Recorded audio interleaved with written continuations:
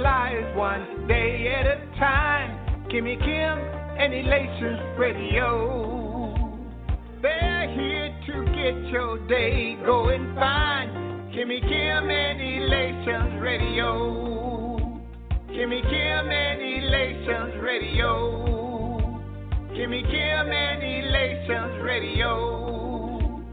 And here's your host, Miss Kim Robinson.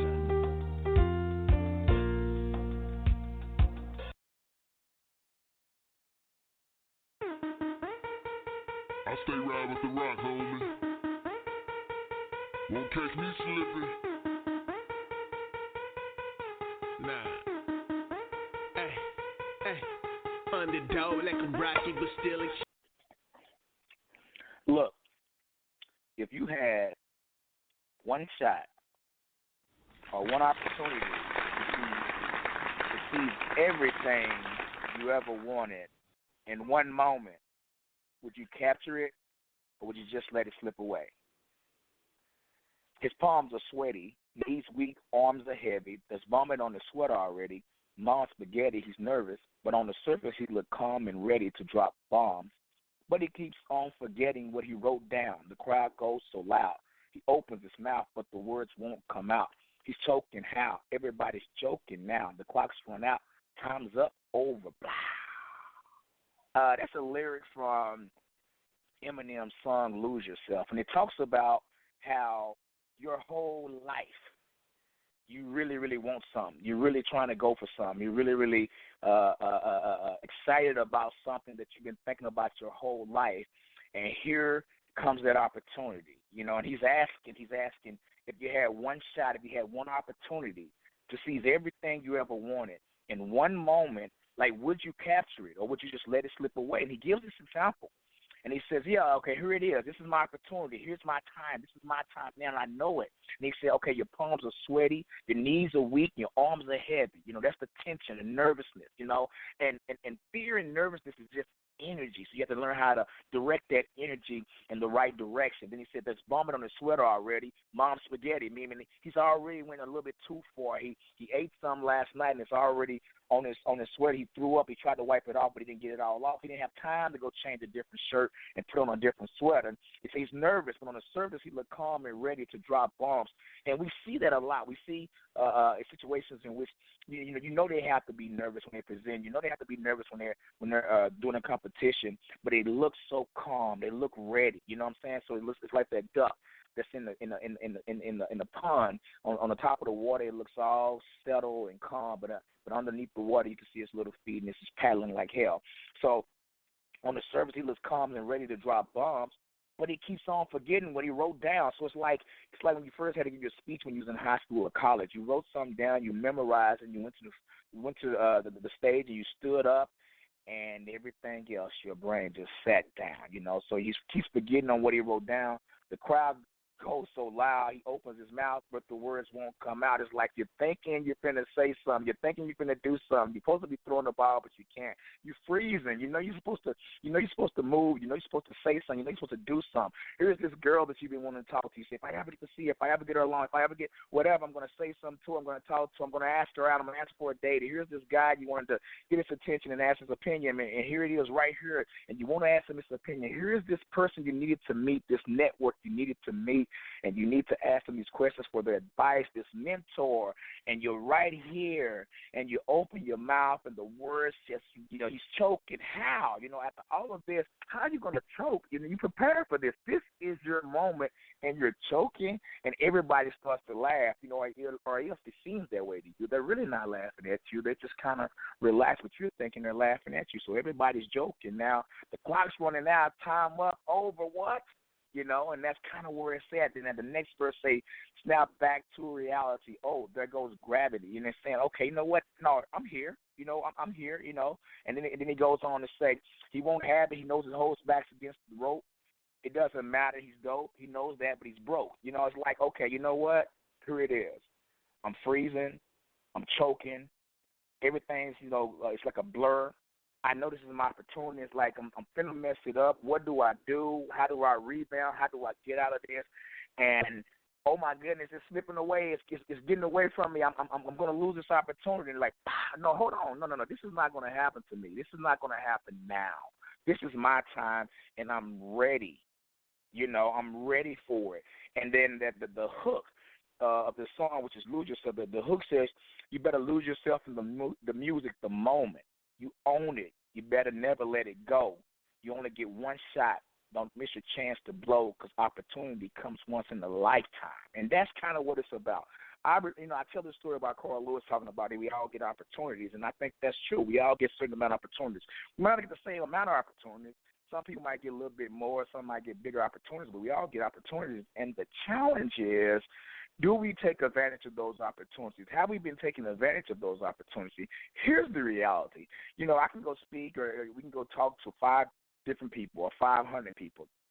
Michael Jordan, I could have Michael Jordan go to a basketball clinic, and they can ask him, how does a person become the best basketball player they can become? And they're asking the best basketball player in the world, the greatest of all time at this point. And they're asking him a question. He said, I'm going to give you my honest-to-God answer. This is what I know, and this is what I believe. And I truly believe if you follow this to the T, you will become the best that you could absolutely be. And he might tell him, shoot 5 free throws every single day. I mean, Monday, Tuesday, Wednesday, Thursday, Friday, Saturday, Sunday. I don't care if it's raining. I don't care if it's snowing. I don't care. You got to shoot 5. Now, if you shoot more than 5, great.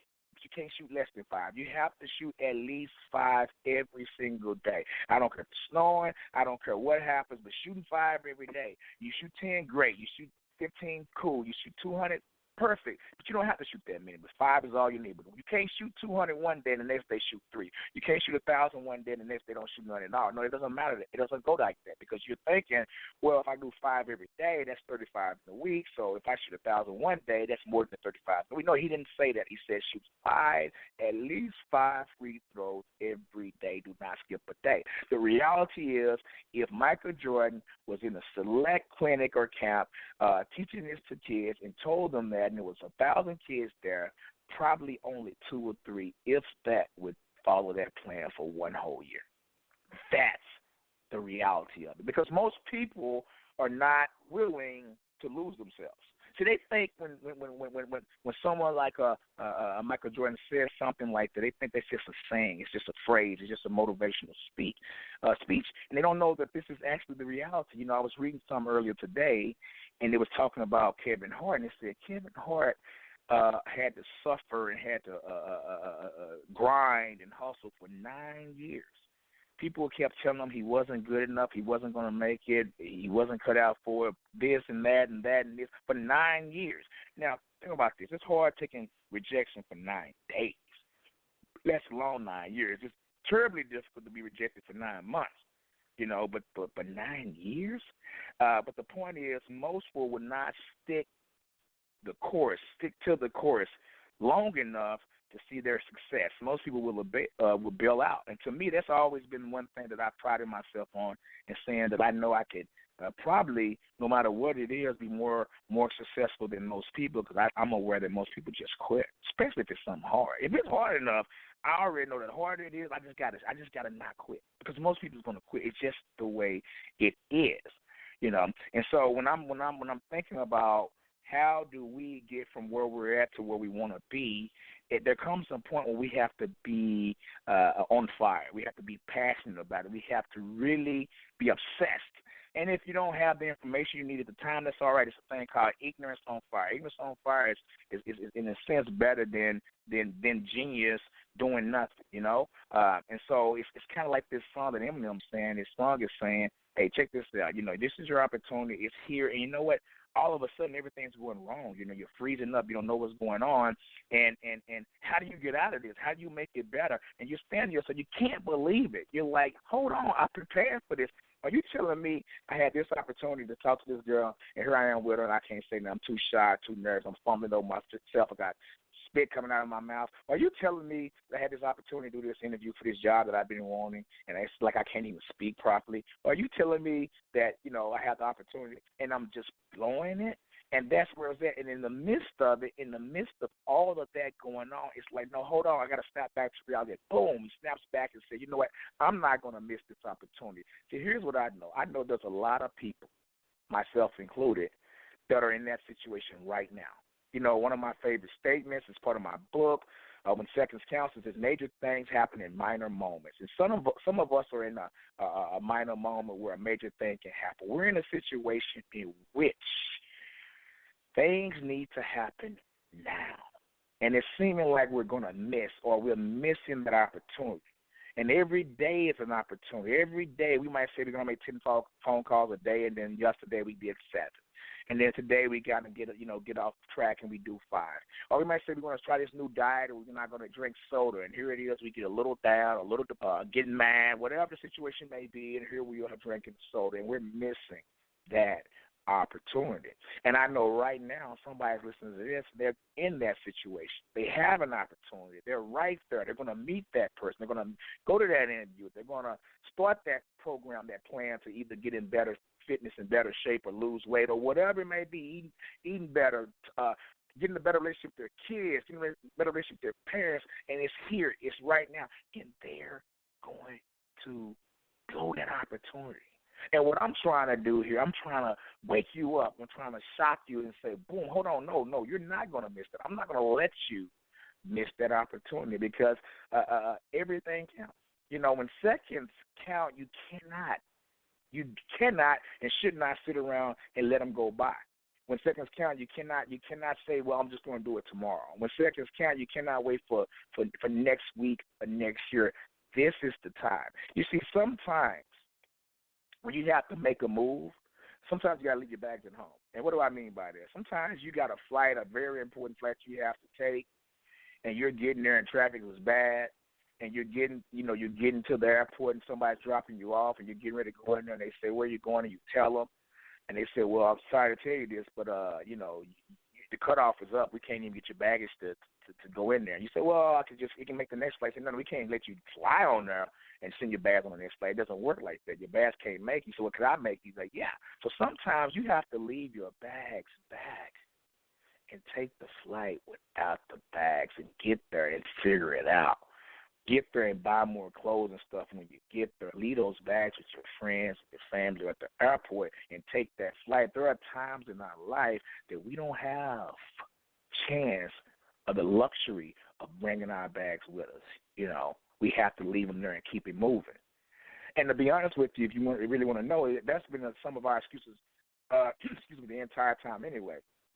That we couldn't do something at this point or this time because we couldn't bring our bags, we couldn't bring the necessary stuff, this wasn't ready, I didn't have this with me and for me.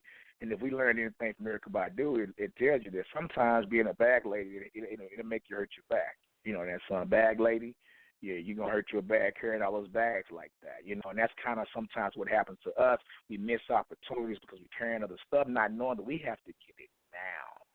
We have to learn, we have to experience, and we have to use our voice now. Sure, the first couple of words that might come out might be squeaky. They might not be as clear as we want them to come out, but if we keep pushing, if we keep speaking, if we keep going, and eventually we will wake up and know that this is the time.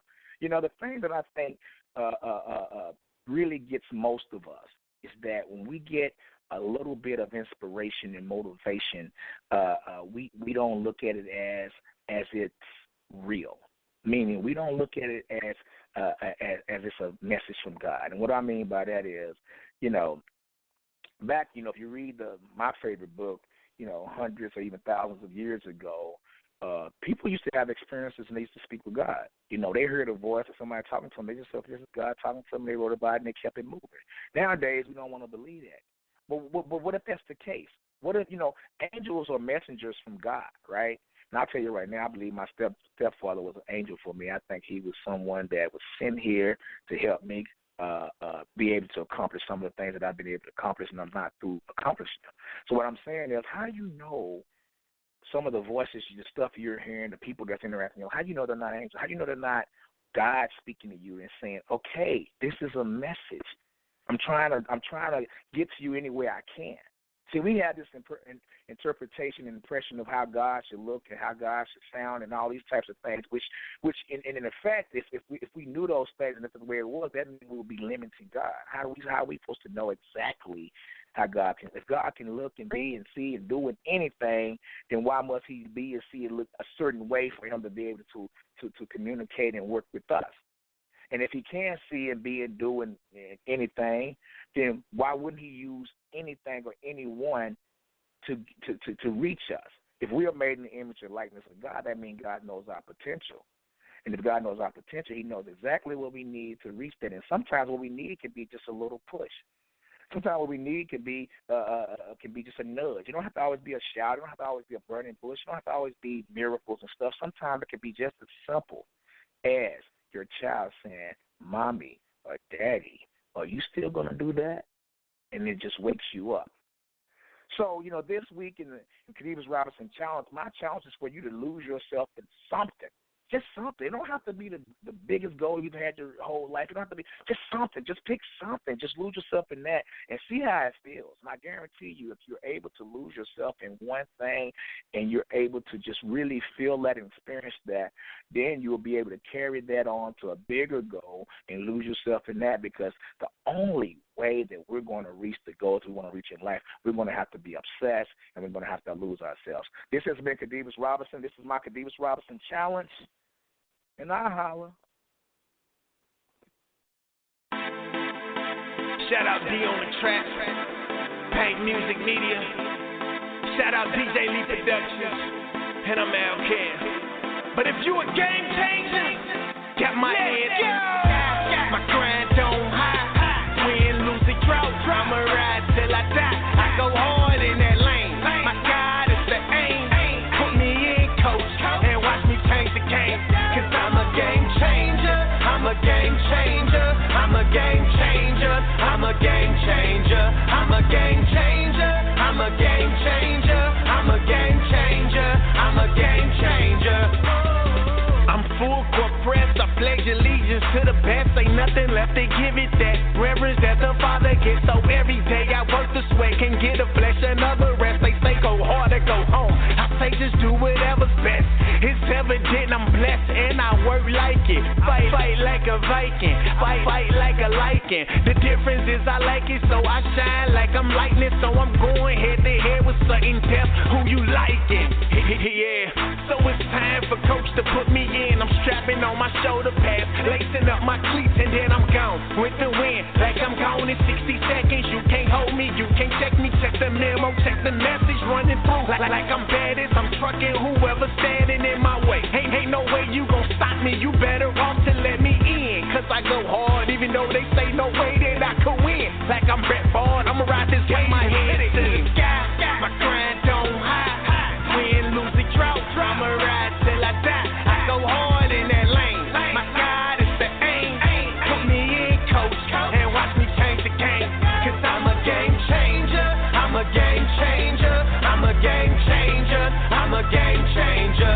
I'm a game changer. I'm a game changer. I'm a game changer. I'm a game changer.